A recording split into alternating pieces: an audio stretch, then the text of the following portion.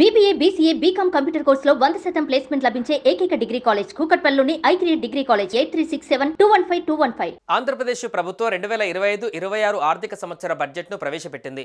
ఇందులో సూపర్ 6 పథకాల కోసం భారీగా నిధులు కేటాయించారు. అన్నదాత సుఖీభవ పథకానికి 6300 కోట్లు మంజూరు చేశారు. ప్రభుత్వం ఇచ్చిన ప్రతి హామీకి కట్టుబడి ఉంటామని ఆర్థిక మంత్రి పయ్యావుల కేశవ్ చెప్పారు. వ్యవసాయ శాఖకు గణనీయమైన నిధులు కేటాయిస్తూ ప్రతి రైతుకు 20,000 ఆర్థిక సాయం అందించనున్నట్లు ప్రకటించారు. ఆంధ్రప్రదేశ్ బడ్జెట్ 2025-26ను ఆర్థిక మంత్రి పయ్యావుల కేశవ్ ప్రవేశపెట్టారు. ఈ బడ్జెట్లో రాష్ట్రంలో రైతులకు శుభవార్త చెప్పారు. అన్నదాత సుఖీభవ పథకం పైన కీలక ప్రకటన చేశారు. జీవితంలో ఒక్కసారైనా డాక్టర్, లాయర్, పోలీస్, టీచర్ అవసరమని చెబుతుంటారని, కానీ రైతు ప్రతిరోజు అవసరమన్నారు. కాబట్టి అలాంటి అన్నదాతలకు అండగా మరో సూపర్ 6 హామీని నెరవేర్చడానికి సిద్ధమవుతున్నామని తెలియజేయడం సంతోషకరంగా ఉందన్నారు. ఎన్ని ఆర్థిక ఇబ్బందులు ఉన్నా సరే అన్నదాత సుఖీభవ పథకం కింద ప్రతి రైతుకు ఏటా 20,000 అందించేలా కేటాయింపులు చేశామని చెప్పడానికి గర్వంగా ఉందన్నారు. ఈ పథకాన్ని మే నెలలో అమలు చేస్తామంటున్నారు. ఏపీ బడ్జెట్లో అన్నదాత సుఖీభవ పథకానికి 9,400 కోట్లు కేటాయిస్తున్నట్లు తెలిపారు. జీవితంలో ఒక్కసారైనా డాక్టర్, లాయర్, పోలీసు మరియు బోధకుడు అవసరమని చెప్తా ఉంటారు. కానీ రైతు ప్రతిరోజు అవసరం, 3 పూటల అవసరం.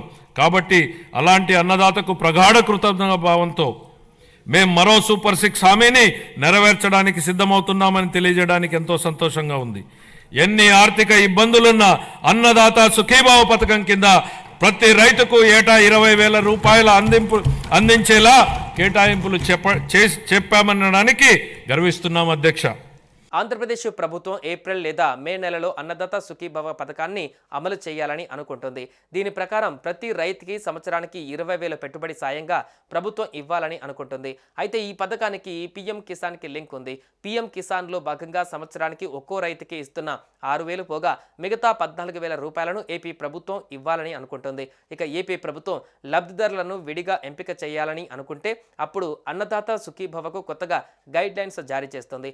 ఆ ప్రకారం రైతులు దరఖాస్తు చేసుకోవాల్సి ఉంటుంది. తద్వారా అర్హులైన రైతులను ఎంపిక చేయడం జరుగుతుంది. అయితే ప్రభుత్వం మ్యాక్సిమం పీఎం కిసాన్ పొందే రైతులనే అన్నదాత సుఖీభవకు కూడా లబ్ధిదారులుగా ఎంపిక చేసే అవకాశాలు ఎక్కువగా ఉన్నాయి.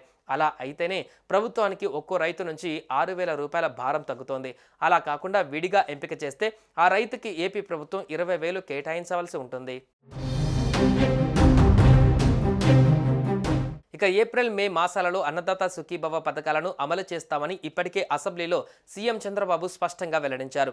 ఈ క్రమంలోనే బడ్జెట్లోనూ ఈ పథకానికి సంబంధించి కీలక కేటాయింపులు చేశారు. ఇంకో పక్కన రైతు భరోసా ఏదైతే చెప్పామో next installment government of India ఇస్తుంది.